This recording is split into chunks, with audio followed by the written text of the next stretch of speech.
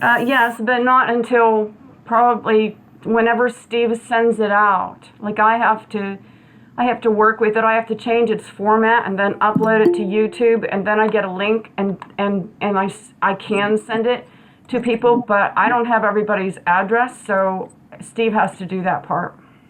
Thank you. All right, we'll begin now. I want to welcome you all to the training today. I know that some of you were here yesterday and on Monday as well, but today everyone from both districts, District 1 and District 20, are here. Steve Cohen is not here this morning. He had an unexpected meeting that he just could not change. He may be joining us around 11. So hopefully by then I won't be running out of content to be able to share with you till he comes. So the first thing we want to do this morning is just visit the portal. So I'm going to go into presentation mode and do that for you. So Alan, how about unmiking yourself, please? Unmuting yourself. Okay, can you hear me? I hear you, thank you. I'm going to go into presentation mode now.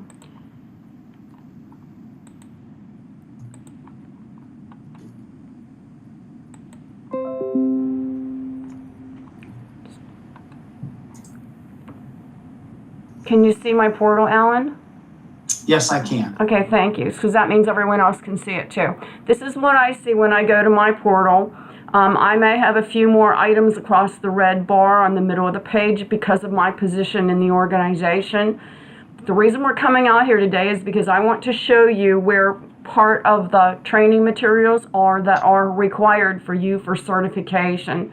So when you come to your portal, you will have to log in. I already logged in this morning, and I am going to go to the training area. So on the red bar, I'm going to click on training.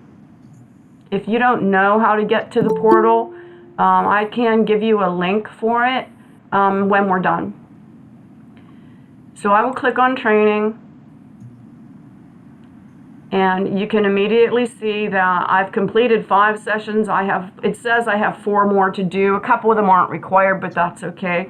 But you would probably have a very large number here, or I say a larger number here. As I'm scrolling down, I can begin to see some of the courses that I still need to take.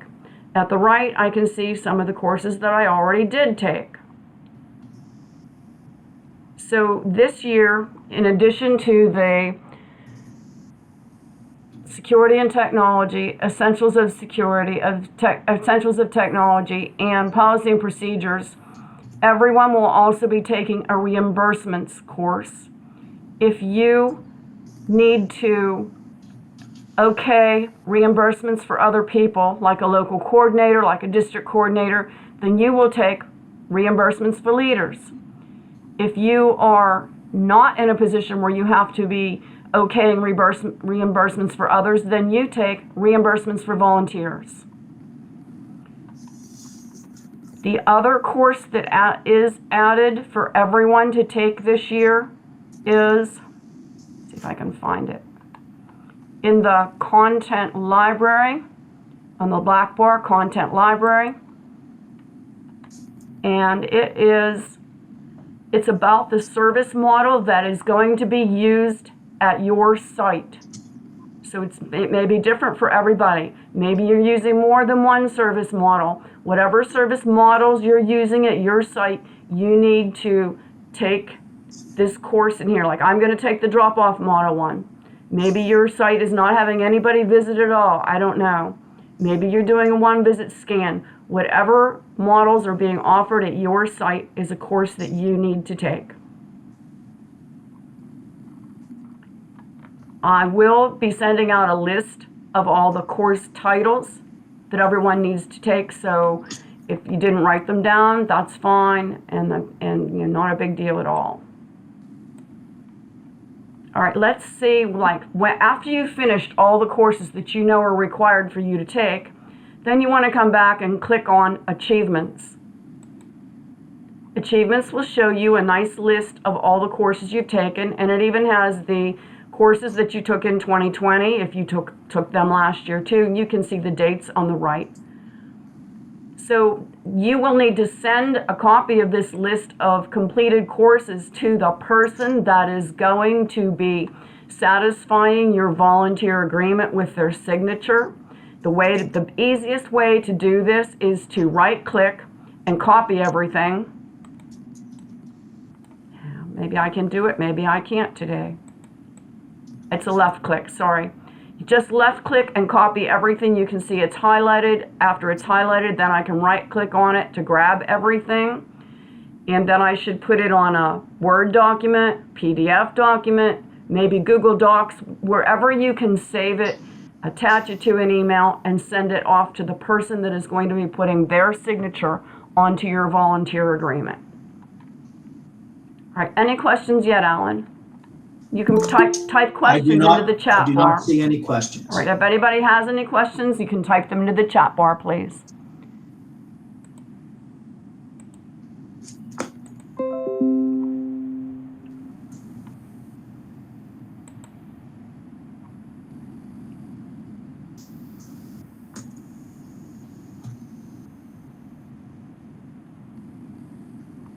No questions? Nope, no questions. Okay, then I am going to stop sharing.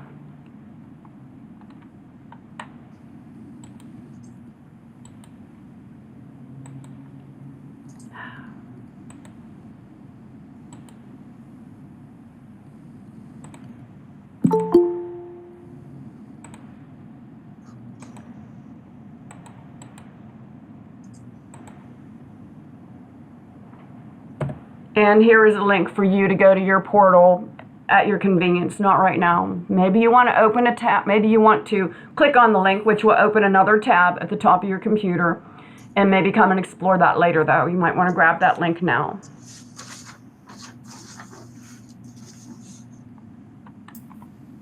The link disappeared. What do you mean it disappeared? It's in my chat. It's in my chat again, which means it's in everybody's chat. I see it. Oh, you did it twice. Yeah. Is there a way to copy and paste? Is there a way for me to save this link so that when you close the training, I can still get it? Yeah, I don't know what kind of computer you're working on, but if you click on the link right now, it'll open another tab on your computer, and you should be able to copy the link from there and paste it or anywhere you want, or even bookmark it. Is that helpful?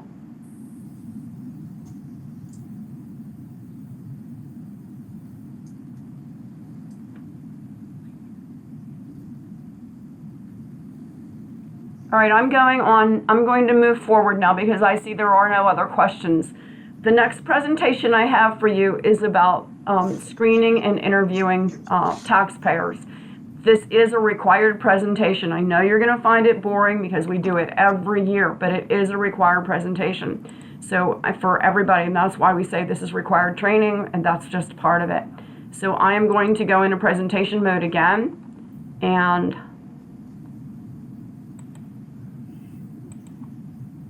you should now be able to see.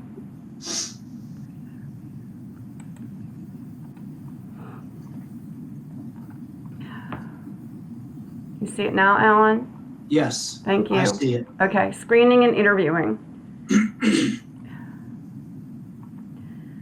What are we going to talk about? The interview process, the intake booklet, the consents, the questions that are there, using due diligence when you interview.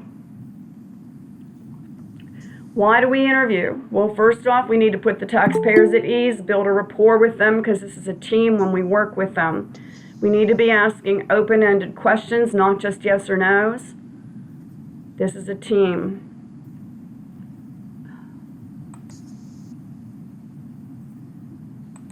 Okay, sorry. We need to speak clearly. I mean, these are no-brainers. I'll give the taxpayer time to give us the answers, protect their privacy. Don't be afraid to say, oh, I'm going to go check that for you, like maybe turning to somewhere in your 4012 to look up something. Always ask permission to discuss taxpayer information with another counselor. In fact, even when we're engaging with the taxpayer, as we begin to, before we ask questions, we can say, is it all right if I ask you some questions? This shows the highest level of respect to a taxpayer. We need to explain that process to them. We need to take a look at their ID, their intake booklet, their tax documents, even look at their prior year return at least sometime during the exchange with them. Ask questions, ask questions, ask questions. Determine if their return is in scope or not as quickly as you can, because we don't want to waste their time if they're not in scope.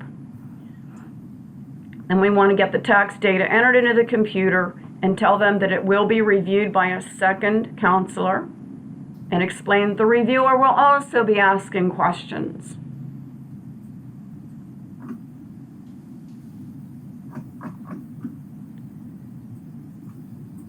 Then we want to, after the second review, and we think we're good to go, then we can make a copy for the taxpayer, and second copies if we need mail-in copies. The taxpayer reviews the return for accuracy, completeness. Always be explaining that the taxpayer is the one responsible for their return. The taxpayer and the spouse can then sign. The federal return is e-filed, and the state as well, if it applies. Taxpayer keeps all documents, all signed copies. Tax aid keeps nothing, ever.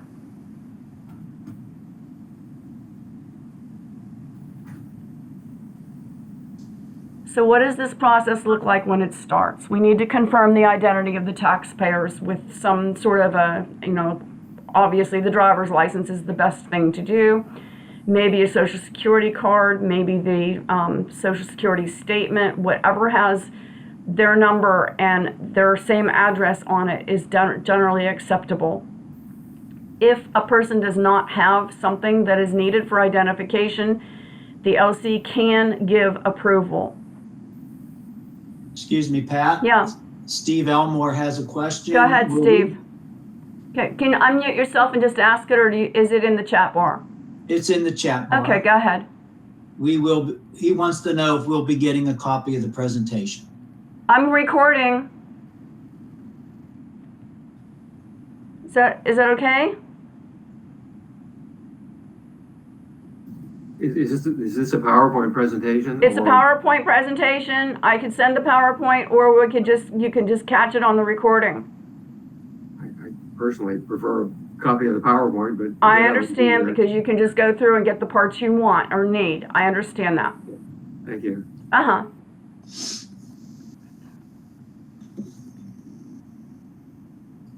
So a thorough screening and interview is absolutely required prior to the start of inputting the data into TaxSlayer, reviewing all the pages of the intake booklet, ensuring that it's in scope, ask those questions, exercise due diligence, and then discuss any of the part of the intake booklet with the taxpayer as needed. Answer their questions if they have any. When we sort the tax documents, this is the general order in which we sort them. It is the same as the 1040 order. I personally like to have the Social Security statement, real up on top, especially if there's no W-2.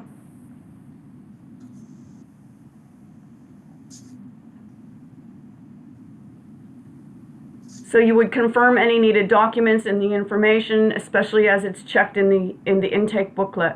Verify the year of the documents, verify for scope. If it's not in scope, then we have to tell the taxpayer to go seek somewhere else, like a professional. There is a copy of the scope manual will be on your Chromebooks, and it will be available at every site. Before you decide that something isn't in scope, you should talk it over with the local coordinator. Right, what does the intake booklet look like? It is 8 pages. Pages 1 to 3 are the intake interview questions, or also considered a quality review sheet. Page 4 is the AARP demographic questions. Page 5 is just instructions. And then pages 6, 7, and 8 are the consents.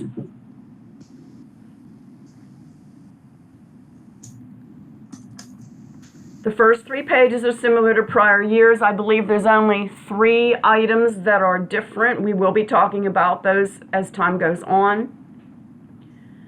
If there are gray shaded areas, and there are, then the counselors need to complete those and also change all unsure to either yes or no. Review it for scope, in scope, out of scope items. Make notes on it. There are blank spaces. Make your notes on there because that helps the quality reviewer to move a little faster.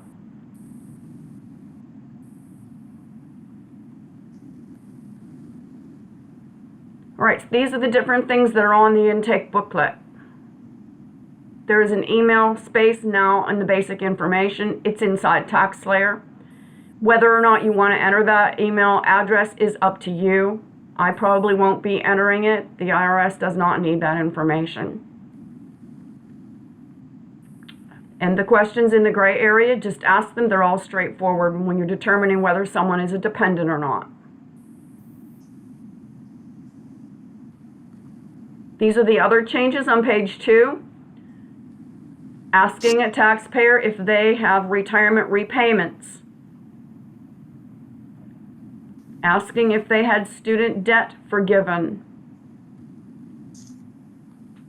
Asking about advanced child tax credit payments received. Asking about what their third economic impact payment was that they got sometime between March and May last year.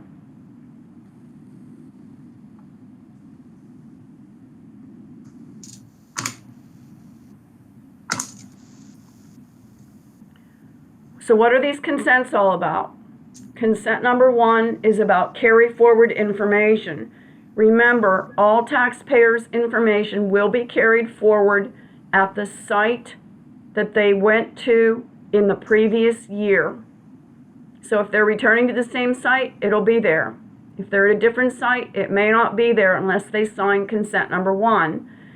If they sign consent number 1, that means that they agree to have all of their information sent to every site within VITA and TCE for the next year. That means all over the whole country.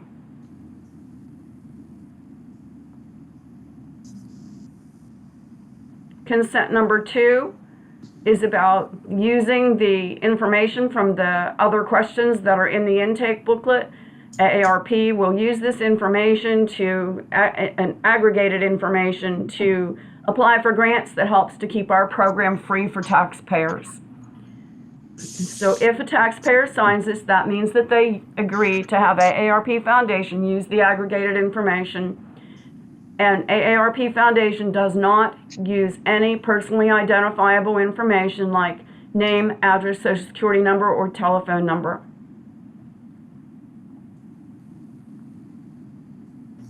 Consent number 3 is about information sharing. If we get a signature on this one for consent, that means that AARP will now collect their name, address, and maybe telephone number and contact them with other offers that they think they could benefit the taxpayer, like reduced insurance rates, things like that.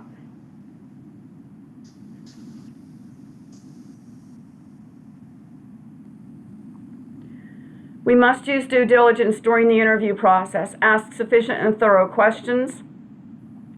Verify the accuracy of the documents presented.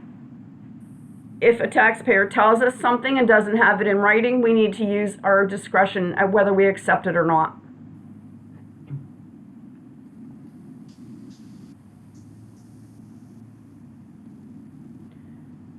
We need especially to ask questions if information appears as though it's not correct or if it's inconsistent or incomplete. We cannot ignore information provided or independently known.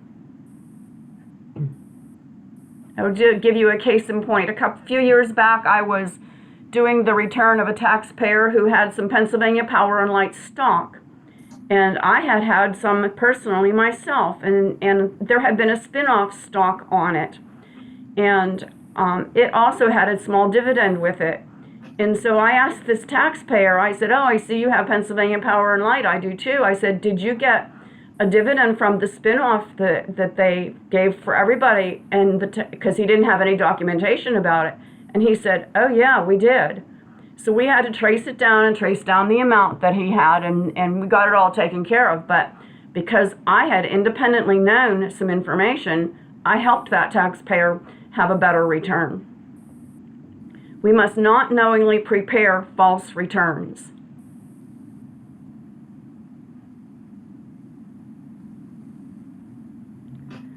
Consult with the local coordinator if you're concerned over the accuracy of any documents or answers that you're getting from a taxpayer, and don't prepare the return if you don't feel comfortable with it. You can either pass it on to a different counselor or just recommend that the taxpayer goes and sees some other service.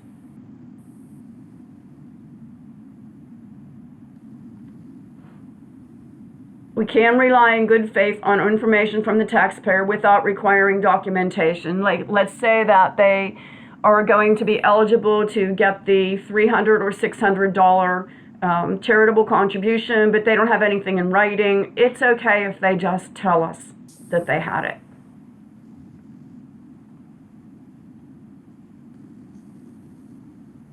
Once the interview is complete, then we have some choices. We can either prepare the return. We can have the taxpayer return with any missing documents.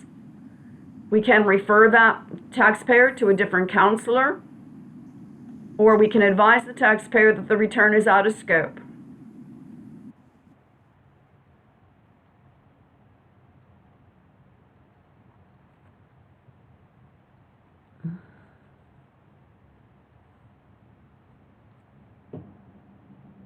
Okay, so part of your test that you're taking in your 6744 booklet is the intake, interview, and quality review test. It must be passed with a score of 80% or better, and it is an open book test. You are required to take this as a counselor.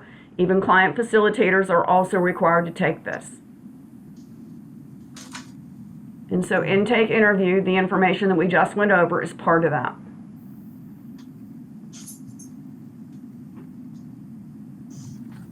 Okay, let's do a quiz. Taxpayer marked a question on interest as unsure. Upon questioning, the taxpayer responds that he did receive $6 as shown on their bank statement. So what do? Write your answer in the chat bar.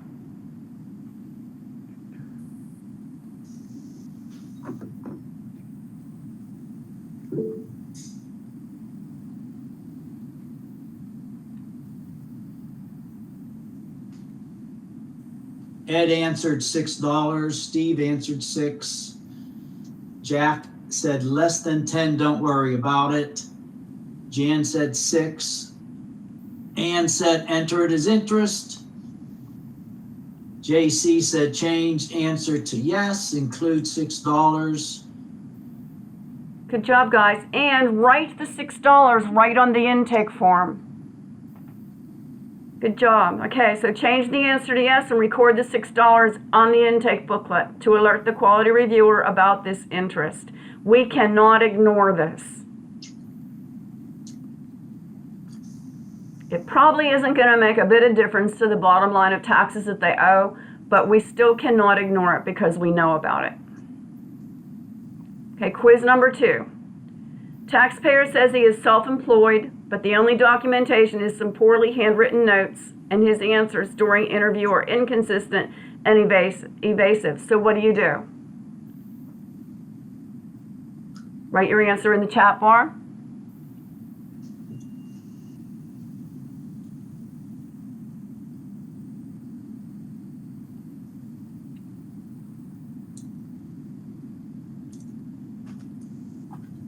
So far, Mark said decline to prepare return. Turn down the return. He needs to come back with details about his business. Okay. Do not do the return because you're not going to have sufficient info to complete. Decline, no return. Send him to a professional. Tell him he needs the documentation in order for us to do the return.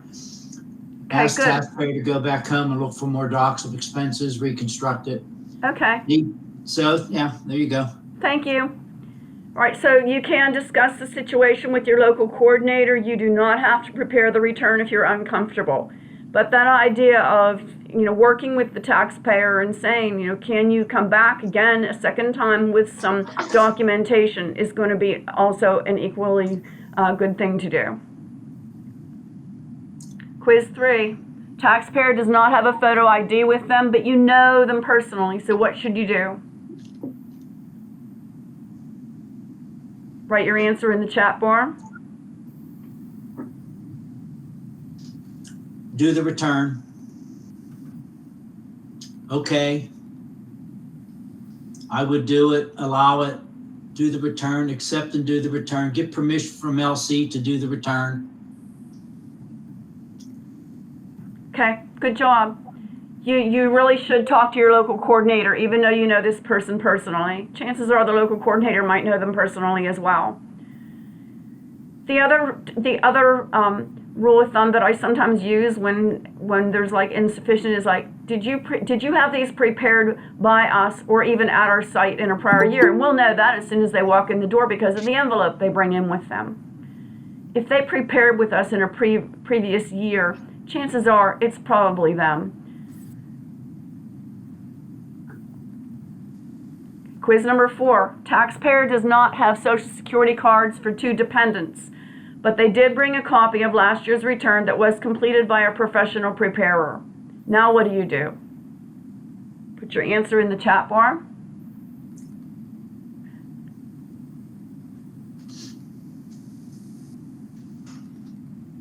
Allow it, okay. Not sure, iffy, but okay, okay. Take numbers from prior return. Accept dependents. Request the return with info.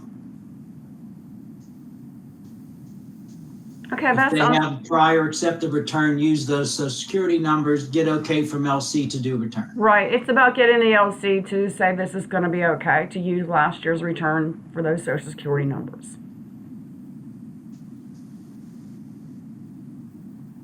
Okay, any questions on screening interviewing? Quick question, Pat. I know last year we've had some people come in without a spouse. Oh, And I yeah, think we did the returns Okay. because the prior year. right. Okay, so what's your question on that?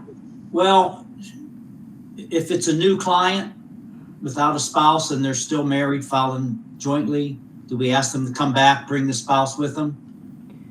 Yeah, as much as possible. I mean, sometimes they're saying, like, if it depends on their ages and what you really perceive is going on there. If you think that there's no reason why that spouse can't be there, then absolutely we need to tell them that the spouse needs to come too, especially if they're new clients for us.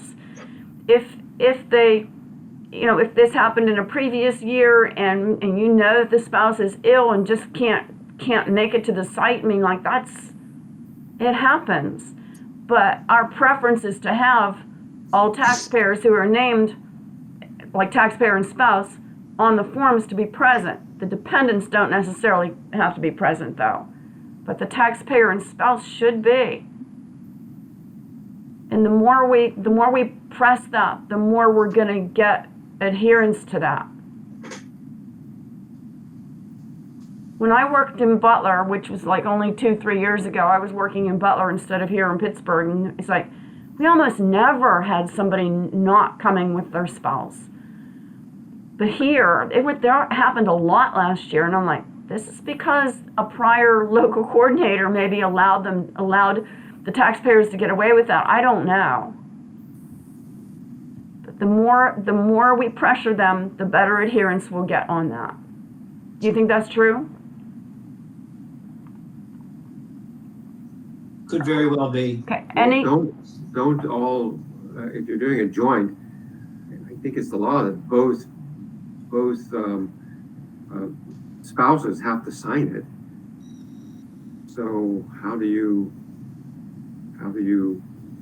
tell them if there's only one spouse?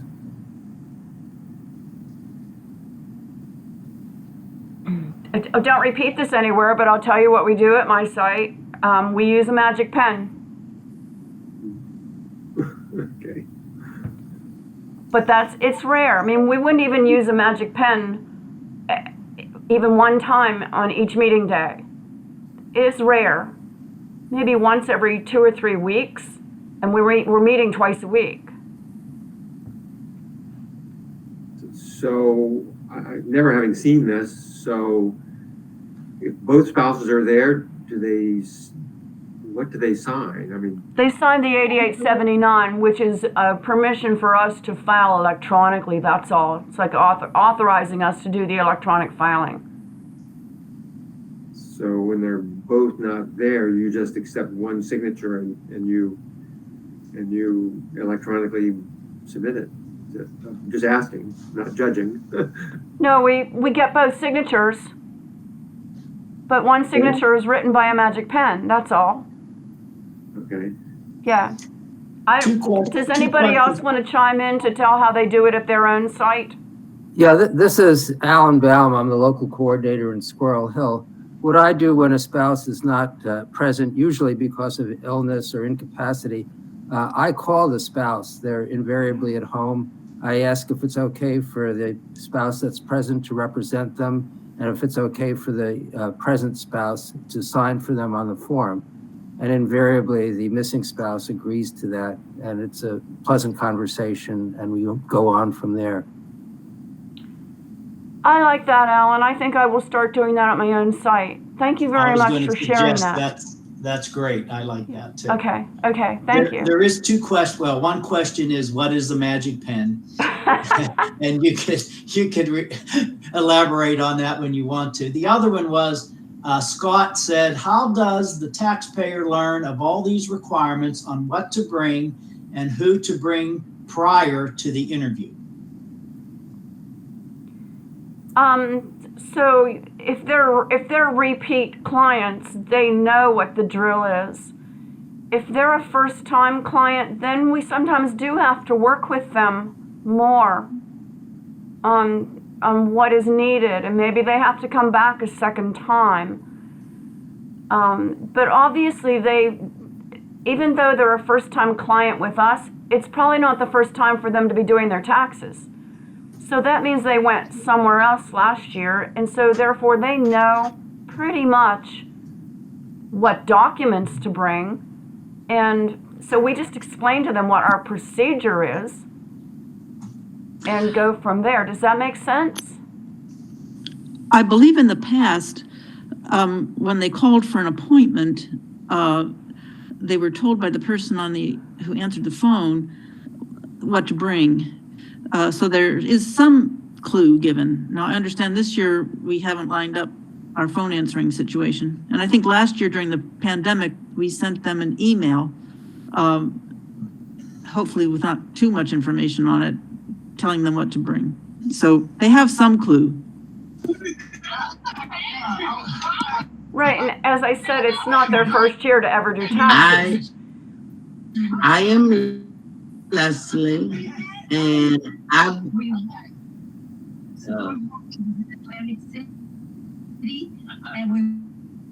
no, it's not. I didn't want to end the first date. That was the first date. But I did volunteer. I'm Leslie, and I volunteered to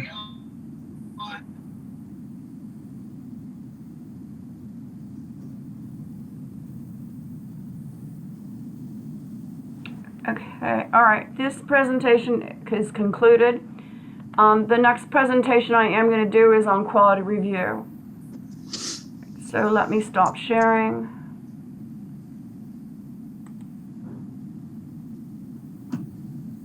Another quick question. Go ahead. I think you said that you would be sending out a list of all of these, the courses we have to take. Right. I'm guessing somehow related to that, or the tests we have to take. And so so that list will indicate the required ones? You probably said this, but I missed it. Yeah, I'm not sure I understand your question, Steve. I'm going to send out a list of all the required courses that you need to complete inside of the portal. And then I can also list the tests that you need to take inside of 6744 if you want. The portal is just courses, it's not tests.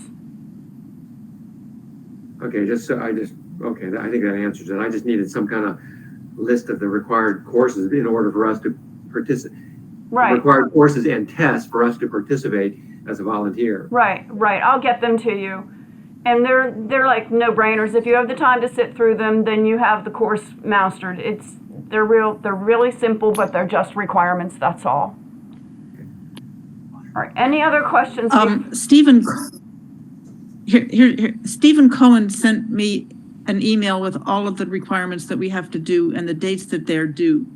I don't know if you got that one. I don't know if you're in Stephen Cohen's email chain. I am. I haven't opened it yet, I'm sure. And so then what I did was I took a calendar and I wrote down all the things and the dates. So I have it all listed in what to do and when they're due. Okay, so it's out there then. Okay, thank you. You're welcome. Okay. All right, this is quality review. Alan, can you see it? Yes. Thank you. Quality review of the tax return. Now, remember, intake and interview goes hand in hand with quality review. They're not that different at all. Quality reviewer should look just like he's interviewing all over again. What are we going to talk about? The principles of quality review, conducting the actual quality review, and we're not going to do QR saves the day, but just know that QR can save the day, and I will give you one real life example toward the end, but not all the ones that are in here. So why are we doing this today? I want you to understand why quality review is so important, what the benefits are, the process, and learning. We'll talk about different techniques for quality review, and we're not going to do the real life examples, but we will talk about best practices. Accuracy. Quality reviewing is accuracy. It's a fact. We know the IRS reviews show us that if there's a quality review done, a good quality review, that we have a 98.65 accuracy rate on returns that we file. If we don't do a quality review, if it's sketchy, if it's just checking the numbers only, then we get a 77% accuracy rate. Pretty big discrepancy. It's more than just proofreading. It's reviewing the intake booklet with the taxpayer. It's updating the intake booklet if there's any other changes, engaging the taxpayer, asking those questions all over again, evaluating the overall return, and trying to reduce any taxes that the taxpayer needs to pay.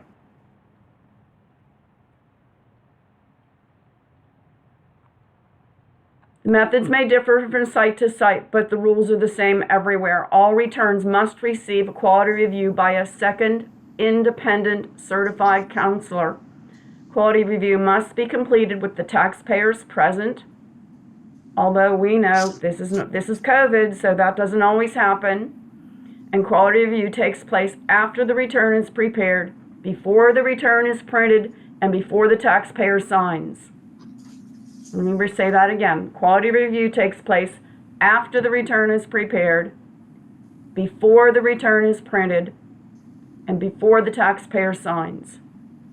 We have a question, Pat. Sure, go ahead. Does the quality reviewer also make corrections? Or Absolutely. Is the return corrected by the original tax preparer? No,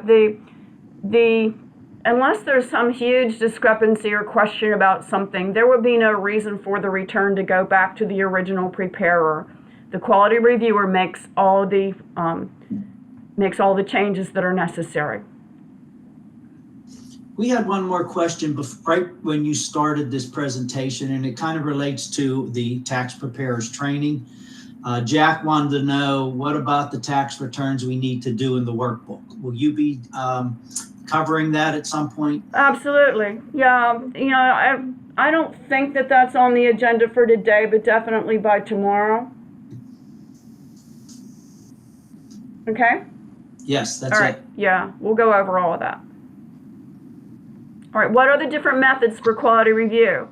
You could have a designated reviewer, and that's all they do is just do quality reviews.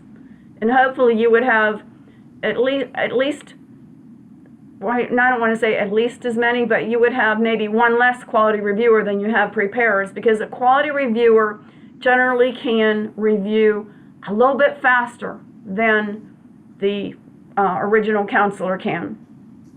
So you wouldn't maybe need as many designated reviewers as you have preparers. It is considered to be a best practice because they get more experience doing that. It's a more experienced counselor doing it to begin with. And they're probably also able to resolve more complicated tax issues. There's also the peer review method, where any available second independent counselor can do a review. Sometimes we call this switching places, where we just like one return goes to the other counselor, and that counselor's return comes back. So you're just sharing. Self-review is never acceptable, never. We had a suggestion Mm-hmm. from Stephanie. Apparently, they found that printing the return before QR makes it easier to do QR. And then, yes, it's true, we might have to reprint it and some paper is lost. So I guess that would be more of a issue with supplies. Yeah, I mean, that's not correct procedure. And that's all I'm going to say about that. It's just not correct procedure to print before it's reviewed. We have another question. Okay. Does the reviewer then do printing, review with client, e-filing, or are those done by the original preparer? Wait, say that again more slowly. Does the reviewer, that would be the QR, Right. do printing, review with client, e-filing, or are those done by the original preparer? Right. So, yeah, so the taxpayer sits with the original preparer for the original interview and maybe the input of the data. During COVID, probably not, but that's generally the way it is. And then the taxpayer sits with the reviewer for the review process, and then also for the printout and the signing. But the e-filing is probably and should be done by the local coordinator, and like either sometime during the day or that evening. Does that answer the question?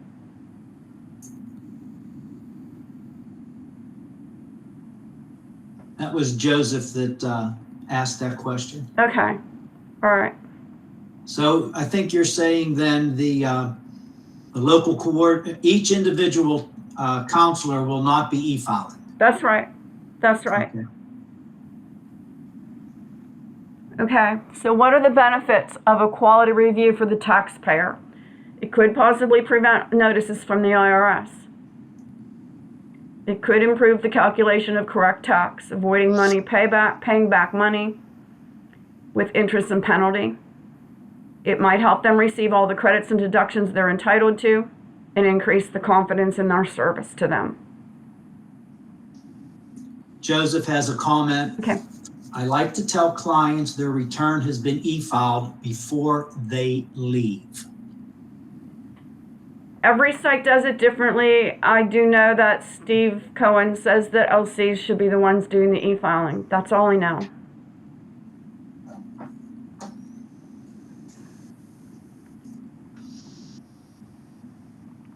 What are the consequences of a poor quality review? Well, obviously just the opposite things from the last slide that I showed. The notices from the IRS can be stressful. The taxpayer might have a hardship paying any money back. It's costly in interest, penalties, and maybe they've missed eligible credits or deductions.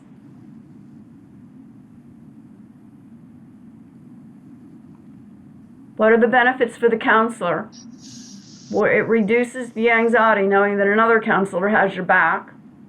And I know when I was like a first and second year counselor, that really did help me feel better, knowing that there was going to be that second pair of eyes looking over my work. Now I've gained more confidence over the years, so that's not quite as important to me, but I still like having a second counselor looking at my work. Receiving feedback increases your skills, builds confidence, raises volunteer morale, fosters teamwork. What are the benefits for the site? Reduces e-file reject rates. Ensures compliance with the quality site requirements, increases productivity, gives taxpayers more confidence.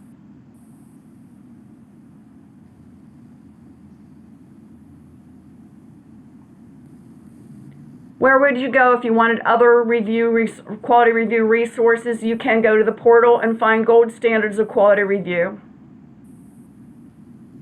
You can also read in Pub 4012, tab K.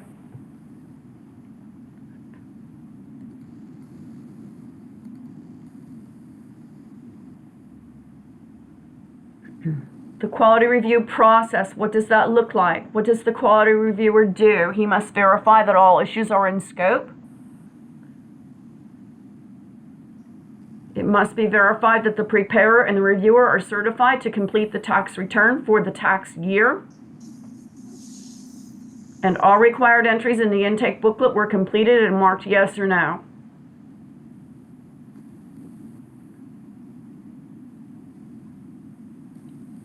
Involve the taxpayer. Thorough review the intake booklet. Do a careful review of the tax return, looking for errors, deficiencies, correct them, and even compare with last year's return.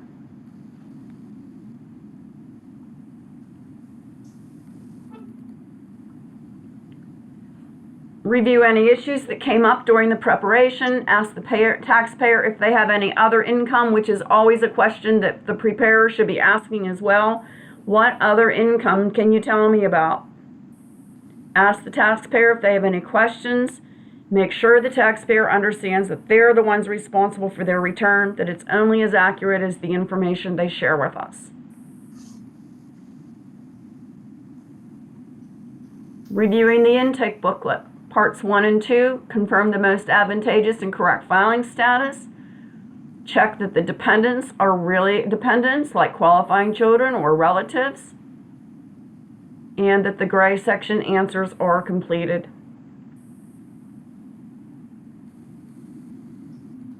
Part 3 on the income. Make sure the tax documents match the appropriately checked boxes. All unsure or unmarked boxes must be resolved. And all tax documents must be accounted for and entered. What do we always ask the taxpayer? Do you have any other income to tell me about?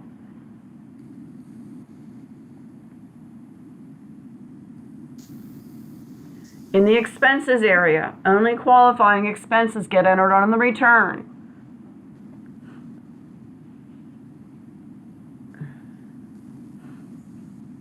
You must choose between a standard or itemized deductions.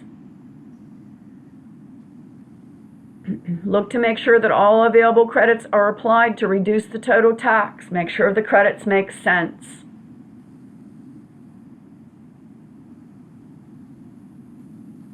We have a comment, Pat. Go ahead.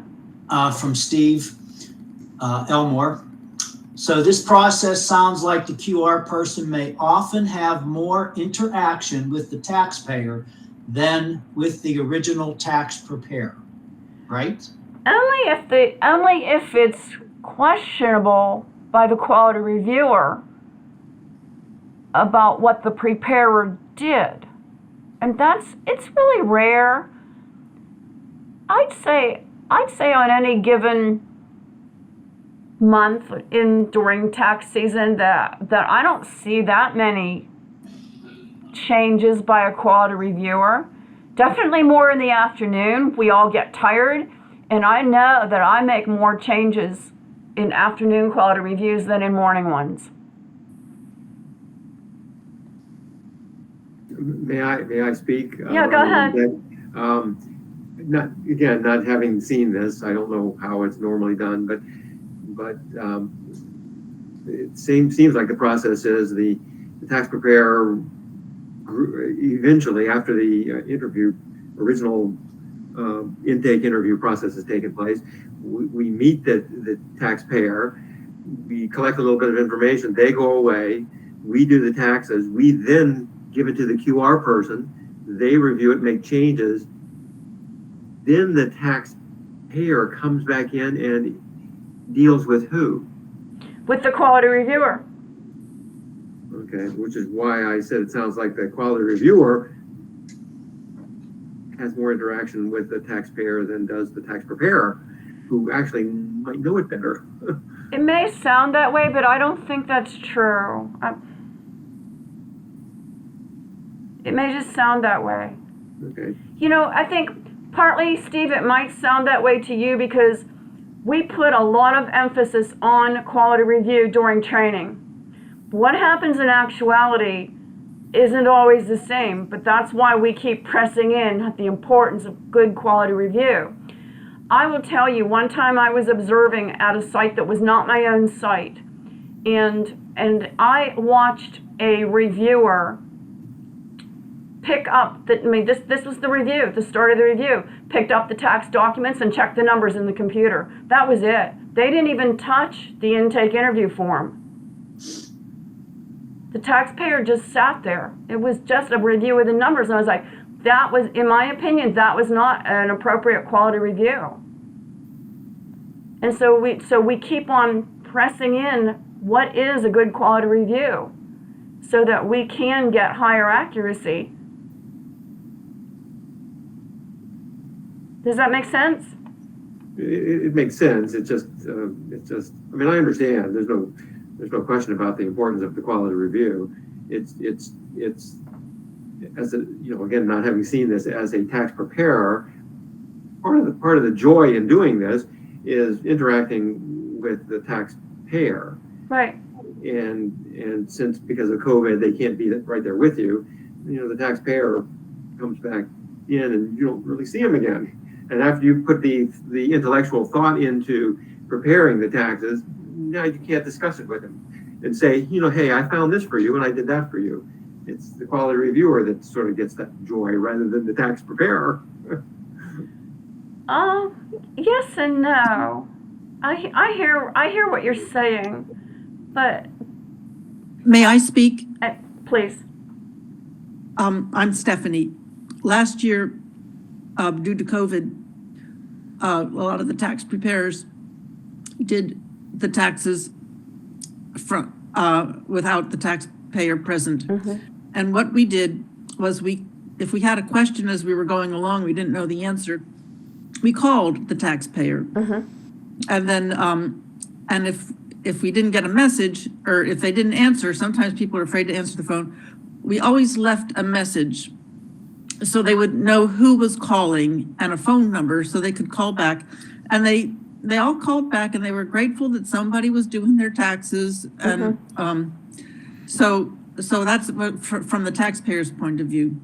And then when it was time to return, whoever, let's see, I was there on days the people were coming back to get their taxes back, and they had appointments, and whoever was working that day was the one that gave the taxes back. And it was because of COVID. Normally it's not so chopped up. Right. No, we had that experience last year too, when the person sometimes giving the taxes back wasn't even the preparer or the reviewer. And it's just the way it happened. Thank you for sharing, Stephanie. Joseph has a comment. Okay. That process is going to make for some tricky scheduling. Client waiting for name to be called while I'm finishing up someone else's client. I'm not sure I understand the concern. Can you read between the lines and tell me what the concern is? Maybe Joseph could Yeah, speak Joseph, up on could that. you unmute yourself and explain?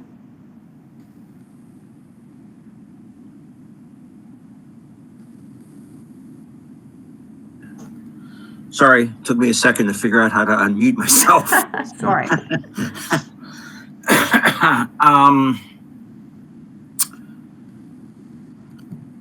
Volunteer A does the initial interview. Client goes away somewhere. Mm-hmm. Volunteer A enters the tax documents, the tax information, data, sure. prepares the return. Okay. Volunteer A then requests a quality review. Okay. Taxpayer still isn't present. Okay. They went somewhere while the preparation was going on. Right. They may have gone and run errands or something. They may not even be in a building. Okay.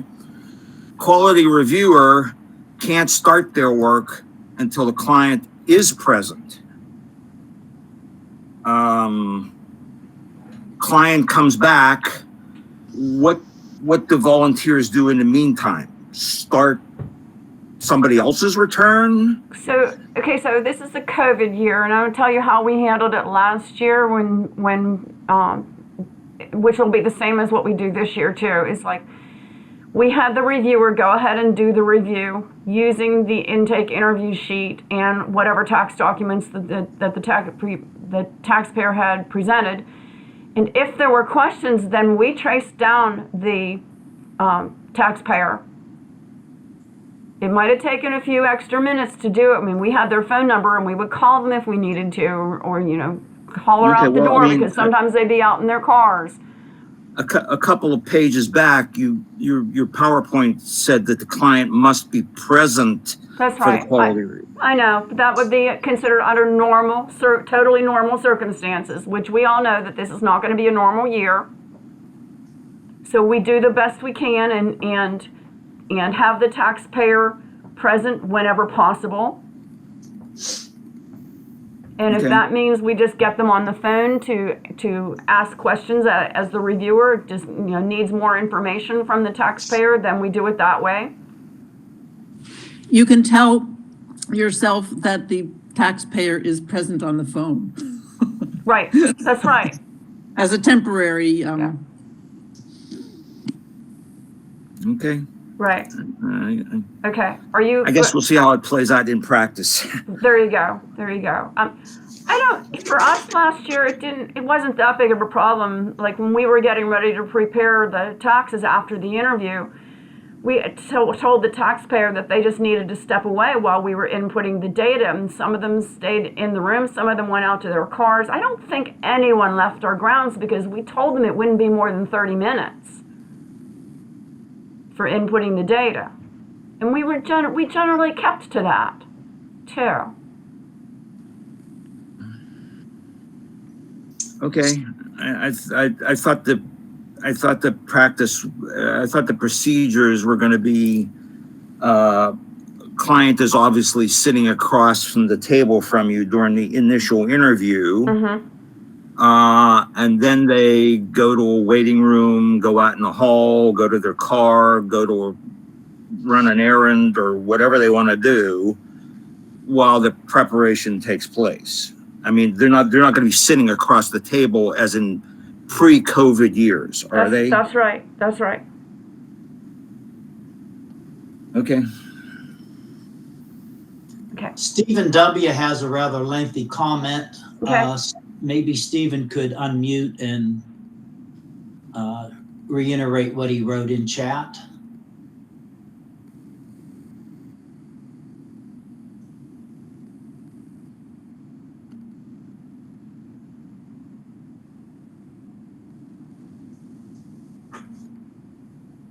I'll read it for you, okay, Pat? Thanks, Alan.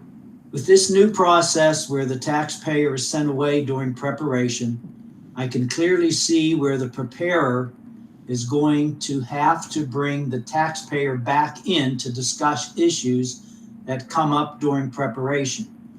When the taxpayer used to sit with us during the preparation, there was often dialogue back and forth about questions that came up while the data entry was going on.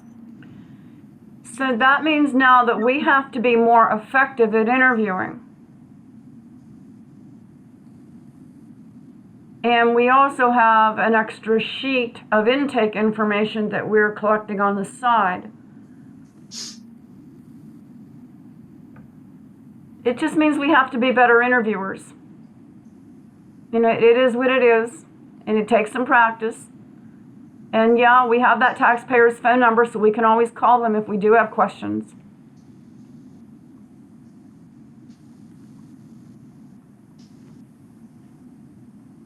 Well, my experience last year was that most of when we started to do, we didn't do the take-home returns. When we actually did them, the taxpayer on site, the taxpayers, the clients were mostly waiting on site.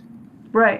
I can't even think of a situation where I think there was one I had to call. Right. But it seemed to work pretty well. They were there, they would come back up, or we would go over to them and quietly discuss whatever question we had. Right. Okay.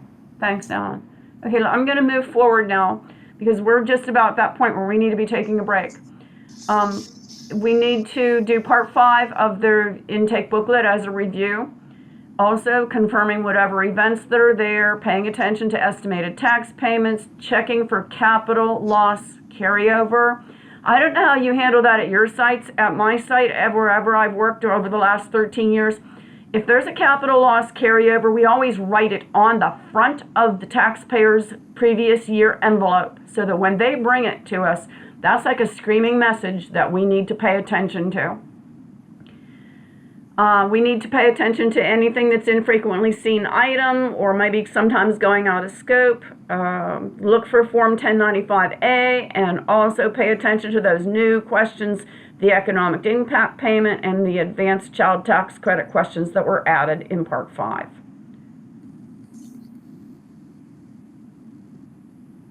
What other additional information do we maybe need to pay attention to? Any direct deposit, direct debit information, bank account information, any other additional notes that the preparer has already written there?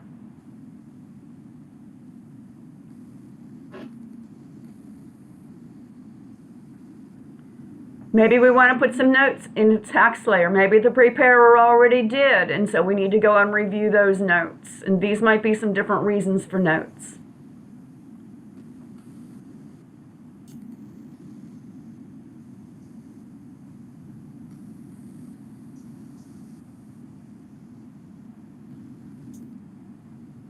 Bottom line, quality review is more than a proofreading exercise. It ensures an accurate return and provides the lowest tax for the taxpayer.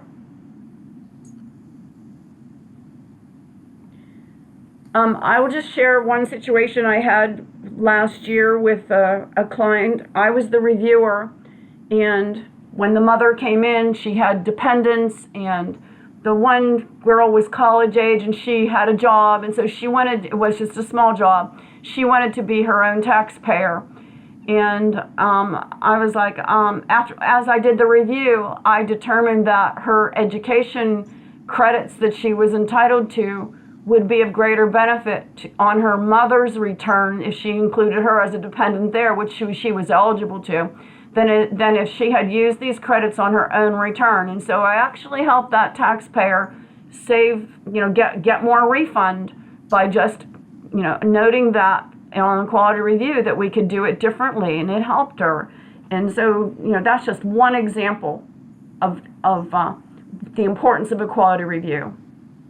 All right, let's take a 10-minute break. It's 11:03. We'll come back again at 11:13, 11:15 at the latest, and I'll start and can go forward from there. 11:15, see you back. Just before you run away, Yeah.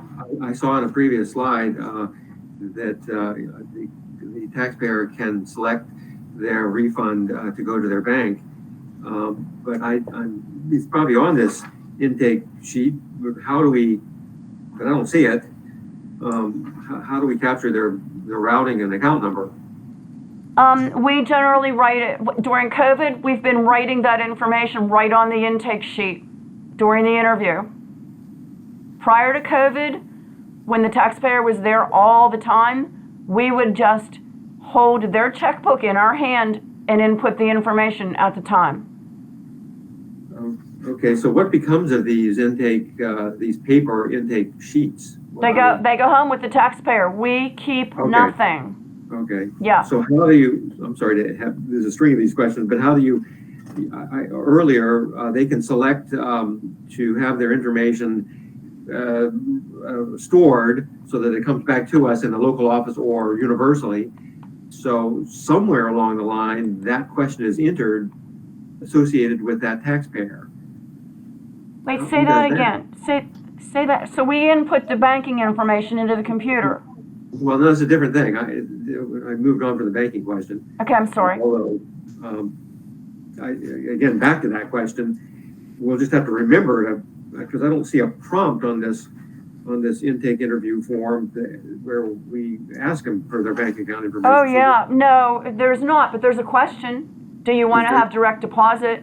Okay, all right. In fact, there's two questions. One of them is, do you want direct deposit if you have a refund? Yes or no. Do you want to do direct debit if you have to pay? Yes or no. So and so I will often, as the preparer, I will take my pen and circle the answers that they have for those two questions, so that I can follow up and get the information that I need. Okay, that answers that question. So the second one was different. Which I've lost already. It was about retaining the information so last year's can come over to this year's, which is really kind of handy. And so that's a question on this intake form. So how is that put into the system so that it actually knows to come over? Steve, you will see that this is all going to come together when you start doing it. And now Steve Cohen always has the new people work with an experienced person. You watch one and then you do one and you do it together. But you'll see how all the forms and all this stuff comes together. I'm slow on the uptick. It took me a longer time to see how it comes together, but it does. Okay, I will be more patient. Sorry. So these questions come to my mind. I think I got to ask them or I'll forget them. so okay. Well, thank you. I'll be more patient. And I think, Steve, that if you're concerned about the routing at numbers for the direct deposits or debits, I do not think that information carries forward. Oh. And the reason for that is, if somebody within the year between last return and the new return decides to switch banks, then they would have different numbers. So those numbers do not usually, I don't think they are saved globally or even at the site.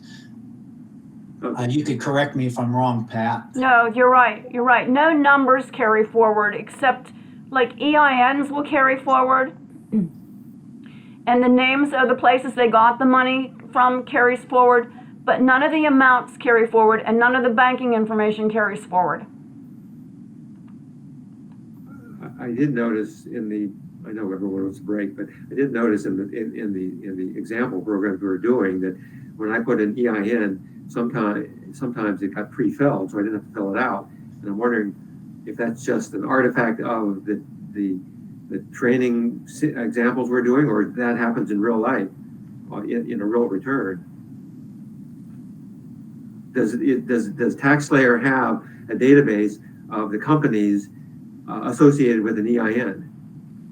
As we input a new company, then it becomes a part of their database. Okay, so if I put in an EIN associated with company XYZ, then you would have that available to you when you get to that same EIN. Is that correct? That's right. As long as you, after you put in the EIN number, enter on the tab button, and if it's a part of the database, it'll flow in if you tab. If you just click in with your mouse, it won't flow. Okay, all right. Use tab. Tab's your friend.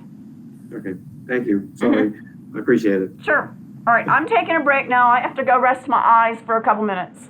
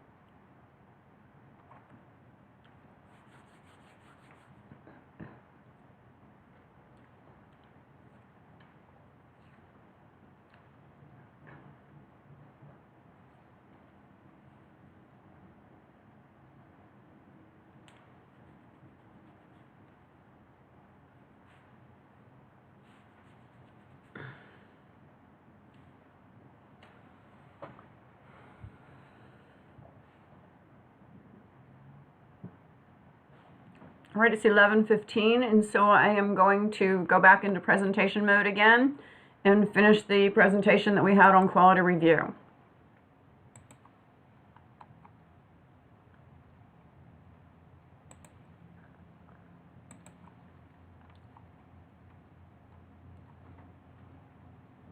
Alan, can you see it?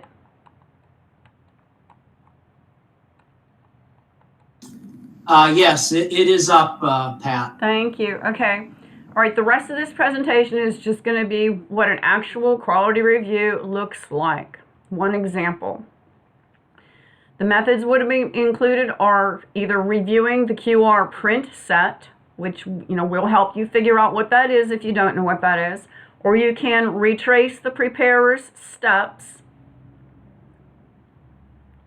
or you can review the summary in the print and link it to the input screens, which I've never done it that way personally. I generally use retracing the preparer's steps. Some people prefer the QR print set. There are advantages to that and disadvantages too. Quality review should be on the computer, not in the printed return. Helps to ensure that you're going to be seeing any incomplete or missing forms that might be apparent, updating errors, and saving paper and ink toner.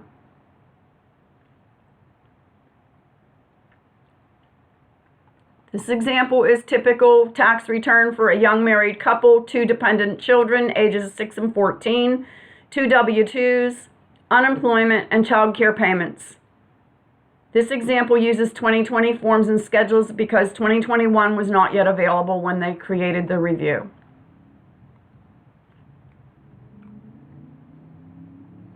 So first thing we want to do is to find the quality review return in the PDF, and we can find that in the list right here. Click there, select quality review. So you don't even really need to open the taxpayer's data at all. Here's what you will see. You need to look at it and review for errors. Now, the one thing that you can't see on here is the full Social Security number. You cannot see the full birth date. So these are problems, or could be problems. But they're probably less of a problem than you think if it's a carry forward client. Because if it was carried forward, the preparer should have reviewed this information at the start. Let me say that again. If this was a carry forward client, the preparer and not the reviewer reviews this information. The preparer reviews this information. If this was a new client, then we should not be reviewing through this method because we can't see the full Social Security number, we can't see the full birth date. We can see the address, we can see the phone number, we can see its status, which they use. This used to just be a number here and you had to know which number was which, but I see that they've changed that. We have a situation, Pat. Stephanie says she cannot see the current presentation. She is still looking at the last presentation. Do you know if she just needs to do a refresh? She maybe needs to refresh, yeah, I don't know, because if you can see what I'm showing, then, and I'm sure others can, that it's something local on Stephanie's computer. Well, a note came up saying she just left the meeting, so maybe she's going to try to come back in. Okay. Oh, there she is. Okay, thank you. I didn't hear her come back in. I see her picture. Okay. All right, so we want to review and check for errors. If we find an error, then we have to go inside the client's place, inside of TaxSlayer, and correct it. So that's another reason why this particular method is like, I don't know if I want to keep going back and forth on this. We have a quick question. Yeah. From Stephen W. How would the QR person know if it was a carryover or carry forward or not? Because you communicate that verbally. The preparer communicates that to the quality reviewer. So as soon as you're handing the tax documents, you just say, this is carry forward or this is new. Or you can even write it at the top of the intake sheet.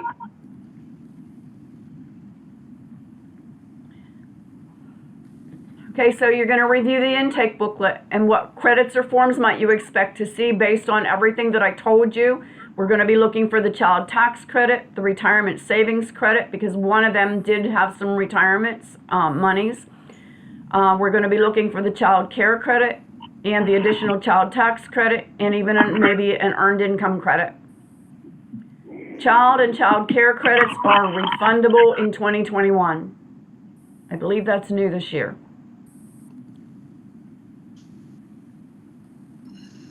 Right, so here's a listing of this.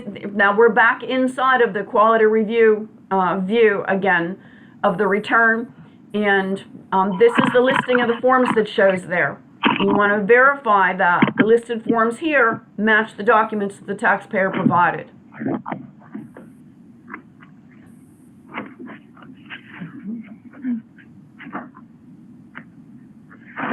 This taxpayer had some unemployment, and it shows summary information, but not in detail. Same with the Social Security. It's summary information, but not in detail.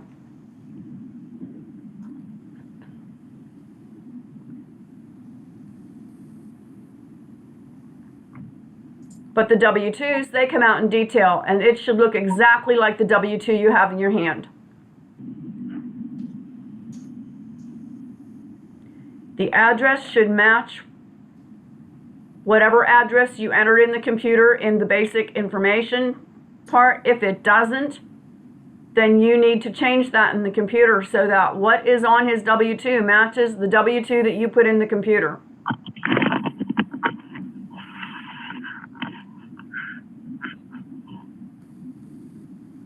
Verify that information matches the paper document.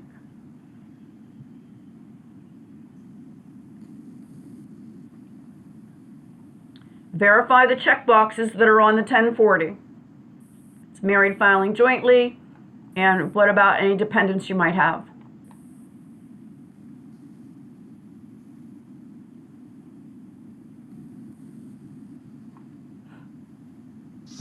Then you might want to look on page 10, the 1040 page 2, and see if the child tax credit and the additional child tax credit look correct for 2 children under age 17. You can verify the banking information right there.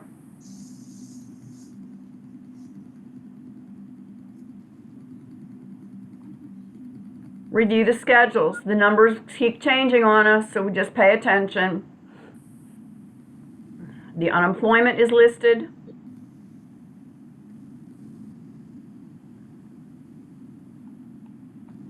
I don't believe unemployment is going to be a forgiven value this year. I think it is going to be taxable federal.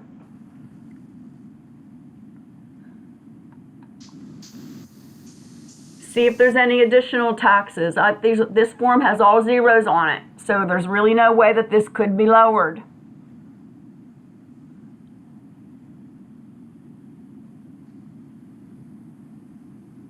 On Schedule 3, they have the credit for the child and dependent care taxes.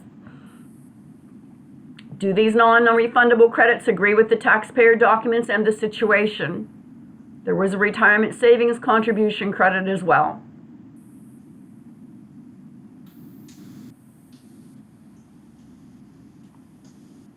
Any itemized deductions can be verified on Schedule A, including detail amounts.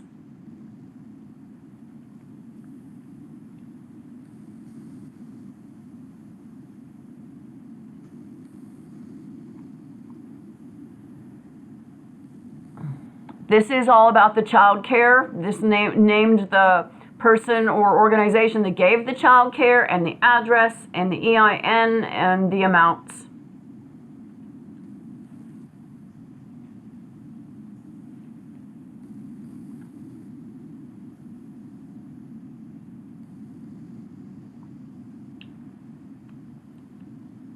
This is for the earned income credit, and again, you can verify that all of this information is correct right from the quality review print set.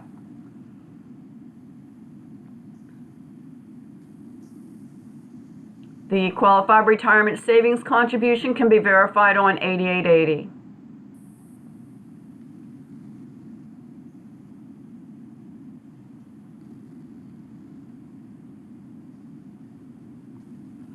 Then you want to compare the current and the prior year returns, and you can do this inside of TaxSlayer if they are a carry forward client.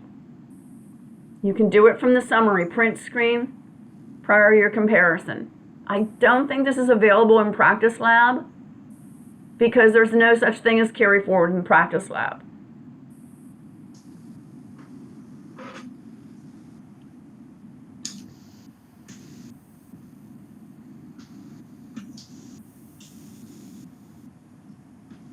So side by side, this is what the 2019 return looks like. This is the 2020 return.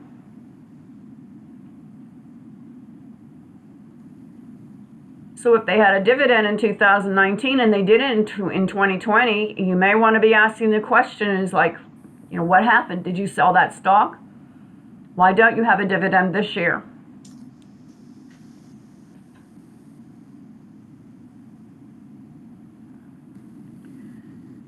So the QR print set is useful for verifying the accuracy of a return.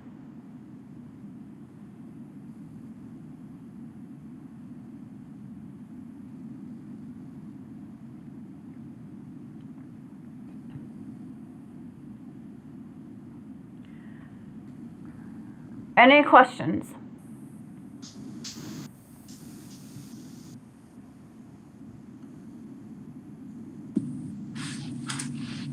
Pat, Yeah. I think I would like to access the recording of this lesson and go over it again.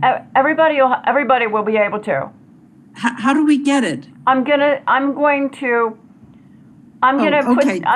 have to change the format on it, and then I have to upload it to YouTube, and that'll give me a link. And then I'm going to put the link in an email, and it'll have some summary information so that you'll know which link you want to use, you want to access. Okay. And I do not have everybody's email address, so I just need to send the email to Steve, and Steve can send it out to everybody. Okay, thank you. I have, first of all, I would like to Hi, apologize. Steve. Good morning. I am a recipient of a federal grant, and they decided that they were going to do an audit of the grant this morning. So I do apologize to everyone that I was not able to be here at 10 o'clock and welcome you, as I should have.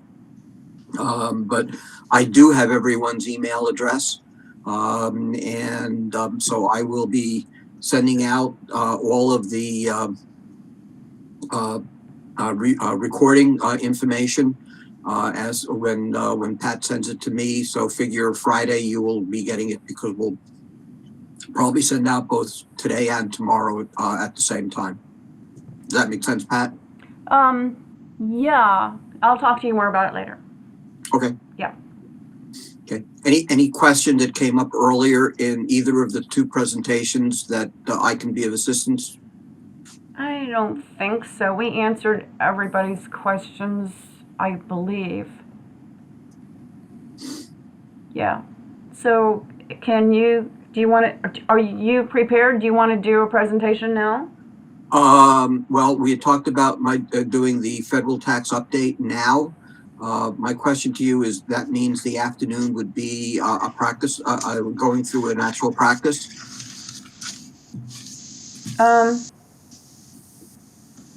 Yeah, if you want to. Okay, let me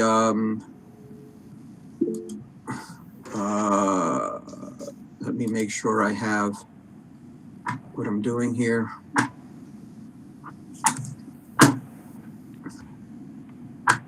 Okay, I'll put this over here, and then I go like slideshow from the beginning, and then I come back to us. If you don't want to do it now, I can do the TaxSlayer enhancements. Okay. No. I have to. I've never done this in here, so Let me see if I can do it.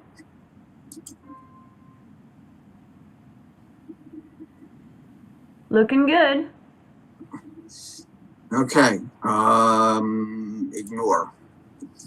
Okay, now, I will say that I have not, normally when one does a presentation, one reviews slides before you give the presentation so that,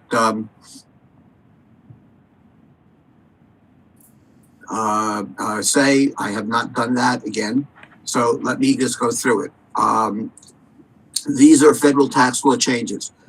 Patrick Price, our IRS spec officer, gave us an hour-long, roughly, federal tax law update, and I would say 2/3 of it was simply changes that occur every year, changes in the income levels, changes in the rates, inflation rates, mileage rates, et cetera, because it doesn't, it will make more sense for me. I think it makes more sense that I'm going to email the PowerPoint presentation to you. I will email this one to you also, but I will email you a second PowerPoint presentation of all of these update items.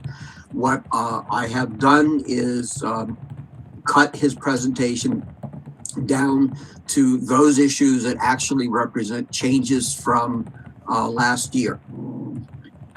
And whoops, that's how you do it. Okay, so federal deadline is Monday, April 18th. That means for those of us who will there be a test on the updates? No. No per se, but but everything I'm going to be covering in the updates is included in the practice problems and is already included in the test. So in effect, the answer is yes. So I'm going to hold on answering any more questions. Let me just go through the slides, and then I'll try to answer them all. Okay, first of all, the deadline is Monday, April 18th. That is because Washington, D.C. has a special holiday whose name I'm forgetting right now that occurs on the 15th. Plus the 15th is a Saturday, so they're extending it to Monday. What that means for us is for those sites that are open on Saturday, we will be open on Saturday, April 16th. Boo hiss. For everybody else, you will be shutting down either on that Thursday or Friday, as the case may be. There is on Form 1040, there is a new line 27A. It is not reflected in Practice Lab last time I looked. For EIC, if under the age of 19. And also on Form 2441, there are new check boxes, allows married filing separately to claim the credit if they meet the requirements, and allows taxpayers to get the credit refundable if lived in the U.S. for more than half a year. In general, when you fill out the 2441 in TaxSlayer, you will be presented with these two boxes, and we'll check them accordingly, whether they're a situation or not. Schedule 1 has new lines for income and line, and they've changed the look of the form. Why is this important to us? Because we need to be able to explain the form to our clients. And so as you begin to look at the form, you need to get used to the fact that it's different from last year. And it's particularly important if you're doing somebody who's given you their 2020 return, and now you're printing out their 2021 return, and you're looking at the two together and they don't look alike. So that's on Schedule 1. Schedule 2, there have been some revisions there. The biggest one is the additional tax, the advanced child tax credit. And I'm going to spend most of my presentation actually talking about that because that is by far the biggest issue. Schedule 3, it had changed because dependent care is now refundable. There's also the sick and family leave credits if you're COVID related. I don't know if anybody actually had any clients who claimed any COVID relief dollars. I did not. I do not recall seeing anyone in the areas where I worked claim this. It is difficult to qualify for these benefits. So you just need to be careful when people are presenting information to you about sick and family leave related to COVID. There's a new checkbox in EIC for married filing separately because they are now eligible. They were not before. Form 8379 on the injured spouse. Again, changes to the forms. Again, something for you to be familiar with when you look at the printouts. Okay, and I'm not sure how many more of these there are, but Schedule 8812 has been revised. Wait a minute, am I in the right presentation? I apologize, let me.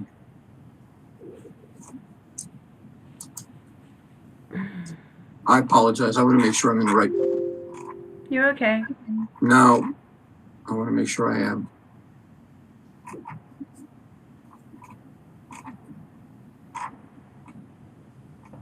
Yeah, it's only 19 slides, okay. I do apologize, folks.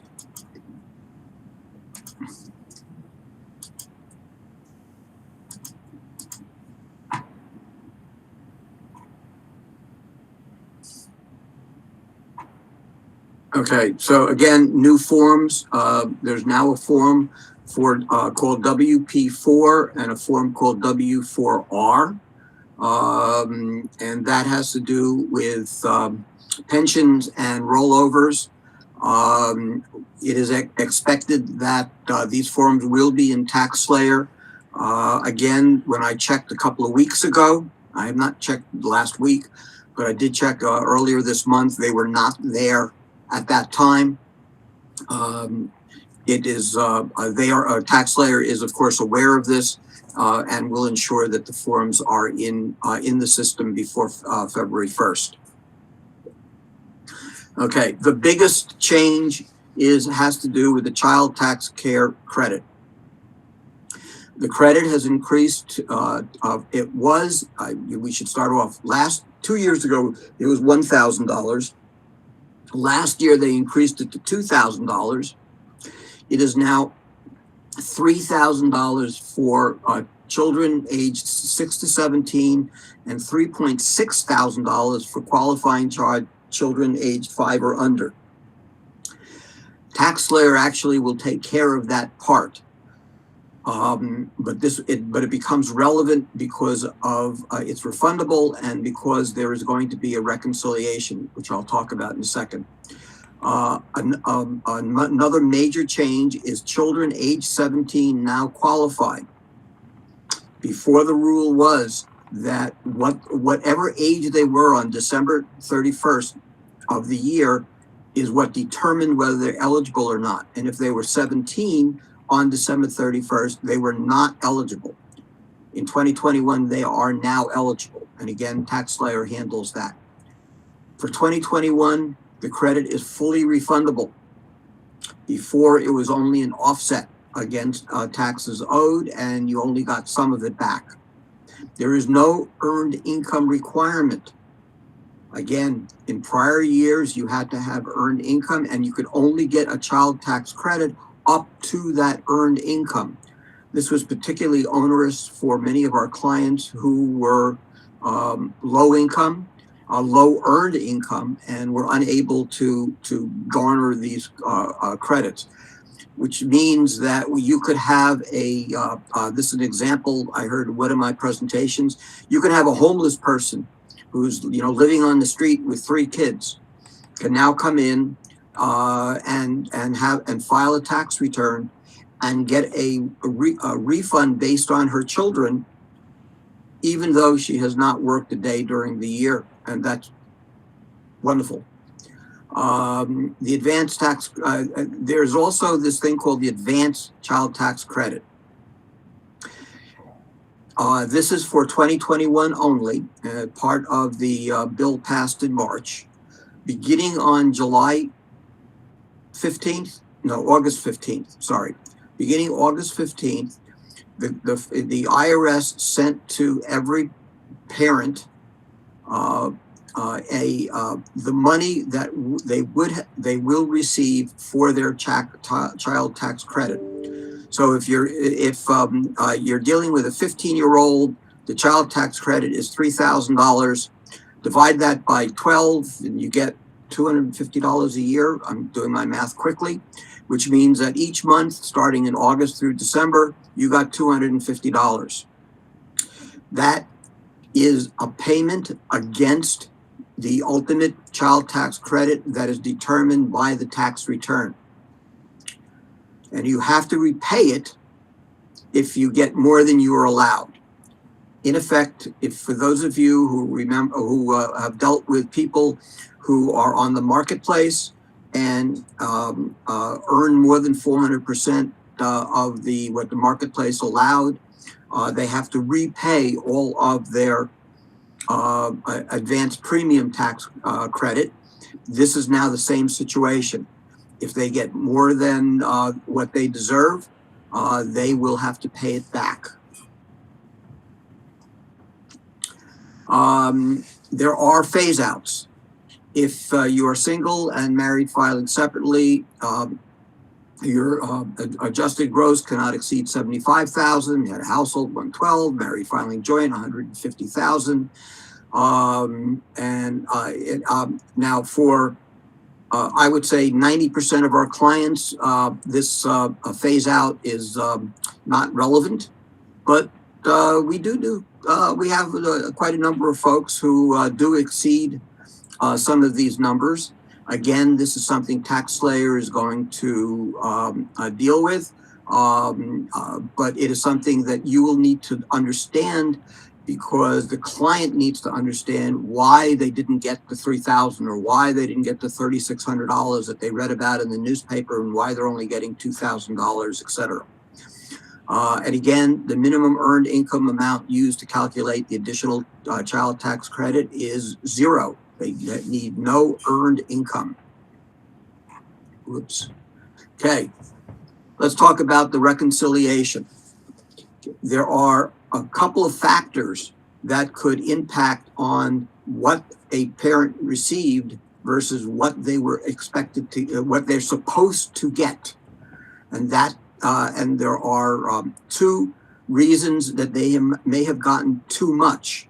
The first is because, first of all, the IRS is using 2020 income independent information. You may have a child who has aged out of the credit, and you may have gotten the $250 for that child, but in 2021 the child is not eligible for it. Okay, again, I'll since I can't see the chat, I will try to go through it and answer all the questions when I'm all done here, and we'll try to deal with them then. Okay, now again, TaxSlayer should be able to tell you that. No, let me rephrase that. TaxSlayer will do the calculation. What you have to be aware of is when you look at the child and the child's age, you have to be aware of whether that child may be in a situation where they have aged out, and advise the client, or if the client asks the question, again, be able to explain why there is a difference. A baby, you can have a new baby. Okay, the IRS knows nothing about children born in 2021 because you haven't filed your tax return yet. So there could be an additional additional $200, $250, $300 that you should have gotten during that 6-month period of time that you didn't get, and so that will increase it. And the third is that because of your income, you have now phased out. Well, okay, let's go back. If you are married filing separately, and in 2020, everyone did very poorly because of COVID, and I only made $50,000, and back now in 2021, I'm working again, and I'm getting paid $90,000. Is there any reason why we wouldn't accept you as a client? No, you're a perfectly fine client for us to do a tax return for, but your credit is now going to be reduced. And I don't know if the paperwork that is going to be generated by TaxSlayer is going to point any of these factors out. So you need to be aware of them so that you can look for it in order to explain this to to your client. Okay, earned income credit changes.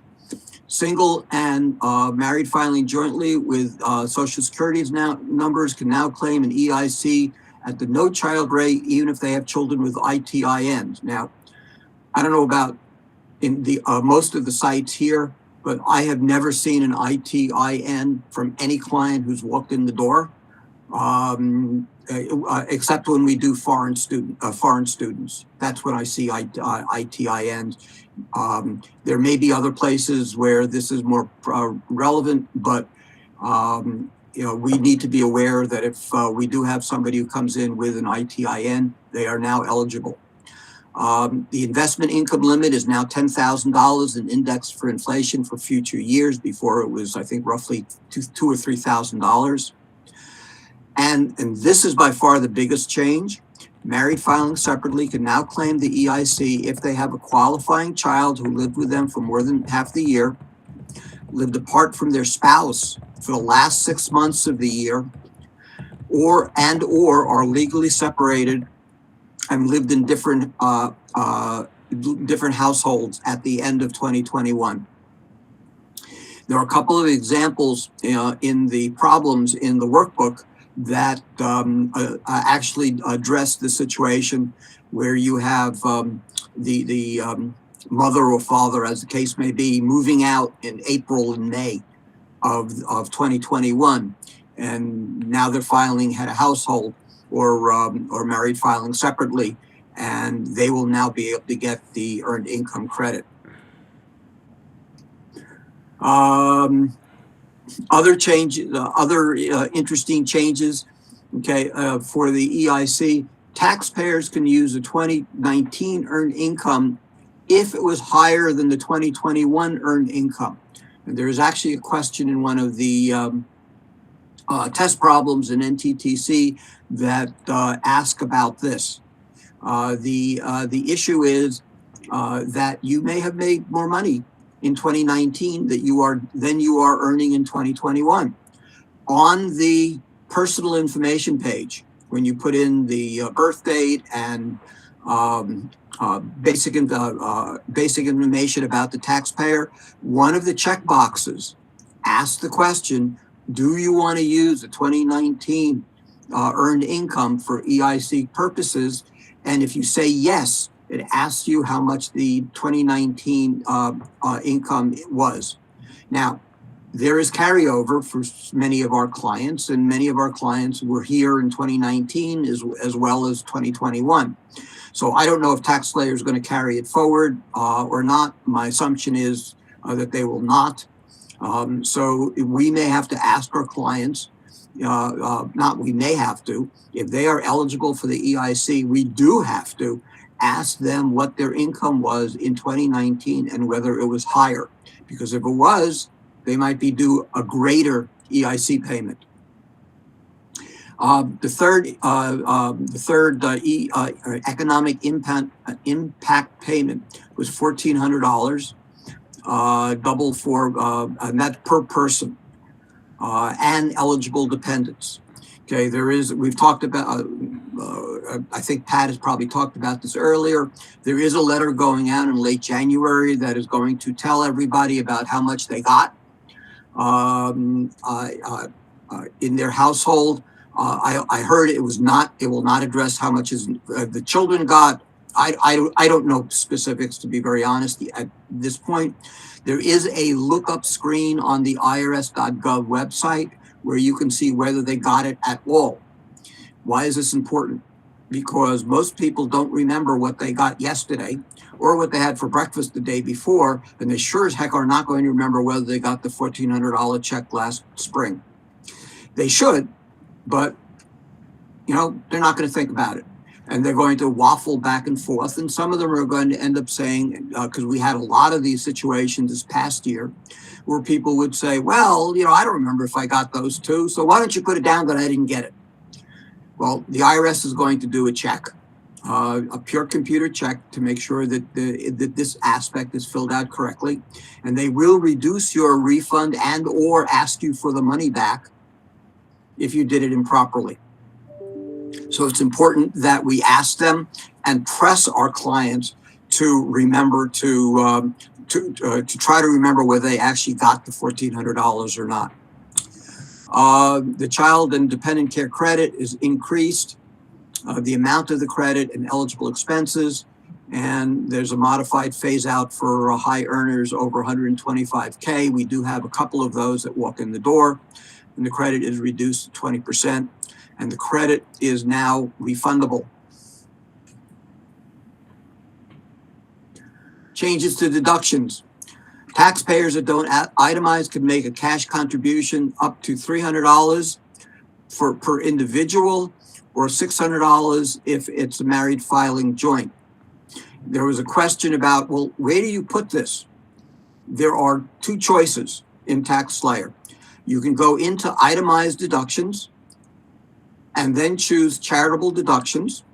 And at the very top of the screen, there is a box that says override. And if you press that button, you get a single box where all you have to do is put in whatever the number they tell you that you have verified as to their cash contribution. So if they tell you $1,000, you put in $1,000. If they're married filing joint, they'll get $600. If they're single, they'll get $300.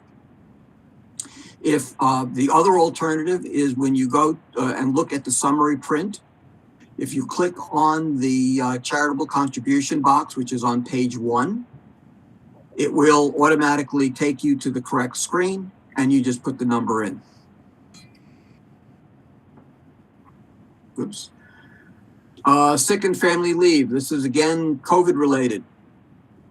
It was all COVID related expenses have been extended. Again, I don't recall anyone that I know who took advantage of this last year. Perhaps some of you did. It is complex. You have to know the date the leave was taken. You have to be able to calculate it. And they have to provide you proof of their eligibility. There is in the 4012 several tabs that talk about the details of how you determine this. So if you, so again, one more reason to have a 4012 hanging around. If you get somebody who asks for this particular credit, you may need to brush up on how to do it. Lastly, mileage rates have gone down. It's 56 cents. It was 57. Medical is 16, moving is 16. That stays the same. And charitable is 14. That stayed the same also. And with that, oh, premium tax credit. I'm sorry. I thought I only had 17 slides. I have a couple more.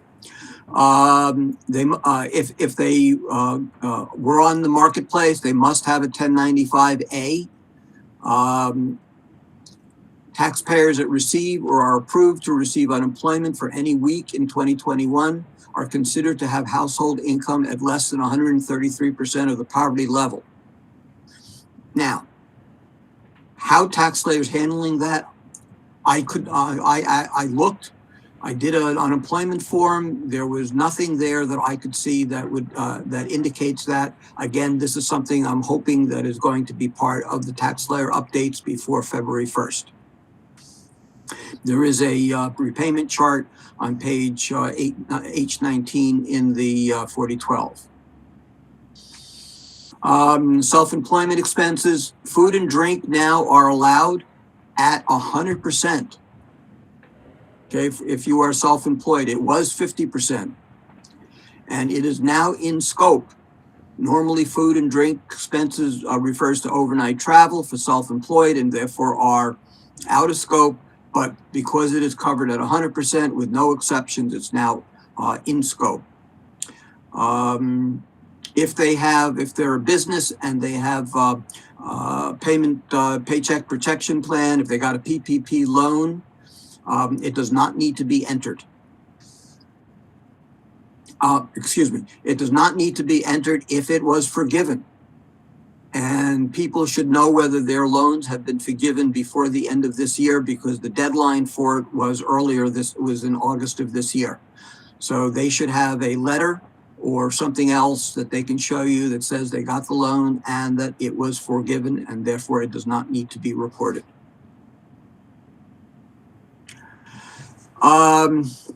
This is a change dealing with retirement plans. Okay, if taxpayer inadvertently misses the 60-day time limit for rollovers, we've had quite a number of these where people don't know. And they say, well, you know, I want to move my money from financial company A to financial company B, and we always advise them that the best way to do that is to do it direct. Just have company A send the check to company B and don't let the money touch your hands. Well, many people are not advised of that, and so they get a check in the mail, and then they sit on it. They sit on it because they don't know what the implications of sitting on it might be, and they exceed the 60 days. And then you have to go through and you have to write a letter, which we do not do, but a CPA would do, writing to the IRS saying, well, I forgot, I made a mistake, you know, please forgive me. And the IRS, in normal cases, will forgive you. But for our purposes, if you miss that 60-day deadline, you get a penalty. It is now possible to avoid, even if you miss that 60 days, there are 11 qualifying circumstances. It's a checkbox that will, in TaxSlayer, you check one of those boxes, and even if it's more than 60 days, that person will not get the penalty. Tax rates and standard deductions, these were all just standard. And that's all she wrote. So let me stop my sharing because I don't think I can open up the chat window. Yes, I can. Okay, You so let's can, see if how you many. can, yeah, you can. But Yeah, you know let's what, see. I already scrolled back and I can start with the questions if you like. Okay, I'm looking at them going back to 11:30. Okay, I would really, really like to see a mask mandate at all sites. Volunteers are required to wear masks. Clients are required to wear masks if the site at which you are at require everybody in the building to wear a mask. If they do not require that, then we cannot require it. Those are the rules as of today. Tomorrow is a new day, and the rules may be different. The other question was, can we require a vaccination of the client? No, the rule as of today is no, unless the site requires everybody who enters that site to be vaccinated, and they have a process for verifying that. We do not have a process for verifying whether it is whether the client is vaccinated or not. Do we like this particular requirement? No. Do we have a choice about it? Regretfully, no. Will there be a test on the federal tax law updates? Most of these updates are already included in your NTTC booklet, as well as on the test. And they are the main ones that I talked about are already in TaxSlayer. The advanced child tax credit issues, I did not see in any of the NTTC problems, nor is it on the test.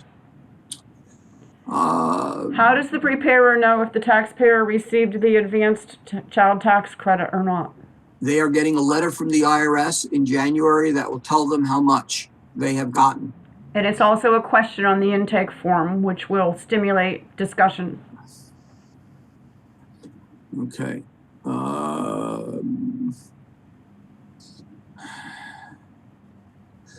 Will Fed say, Yes, Kim's question, yes, they'll get a letter.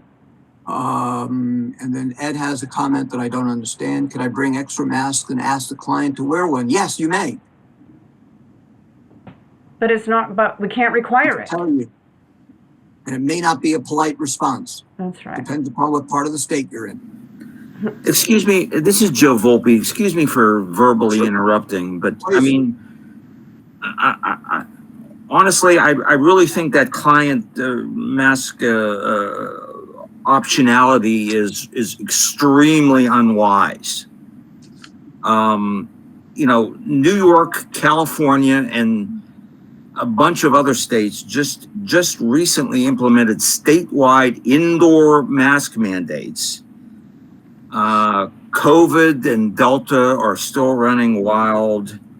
If I go to my doctor's office, they require me to wear a mask in their office, even though the office building that the office is located in doesn't require a mask. Okay, so I mean, I really think that if I'm going to prepare somebody's taxes for free, it's not too much to ask for them to wear a mask while they're in my presence. That's my opinion. And I think of the 50 people on the phone right now, probably 49 will agree with you. There's always one in every crowd. The other thing we have to think about too is this is mid-December. Who knows what's going to be happening by February 1st? It might be a lot worse where we can't even be in the presence of a taxpayer, or it might be a lot better. We don't know. Yeah. And there's another point. You mentioned 3 states that have just instituted a mask mandate. I don't know if you read in the newspaper, but the state of Pennsylvania, the state Supreme Court has just thrown out the mask mandate for the state of Pennsylvania. That's right. I know. I know. I'm just pointing out that an indoor mask mandate, like I said, every one of my doctors has an indoor mask mandate for their office. You are absolutely correct, and I agree with you 100%. Okay, what I have decided for these 2 districts is we're going to make a joint decision in late January. If things are the way they are right now, then I'm going to recommend to all the LCs that we have a mask mandate, and if people don't like it, they can go to H&R Block. Precisely. But I can't say that. Not yet. And we could also use sneeze guards too. Yep, and there are the plastic shields which we tried last year and they were stupid for some of us. Other people found them useful. But the bottom line is that this is a decision that cannot be made until a week before tax season starts. The one thing regretfully I regret, because I was very adamant about wanting to do this early on, is requiring our clients to be vaccinated before we let them in the door. There's no process other than asking them for us to do that. We are not permitted to ask to see their shot card. If we get that permission, I will allow every single site to ask that and mandate that. But it's something has to be determined by national, regretfully. Other questions?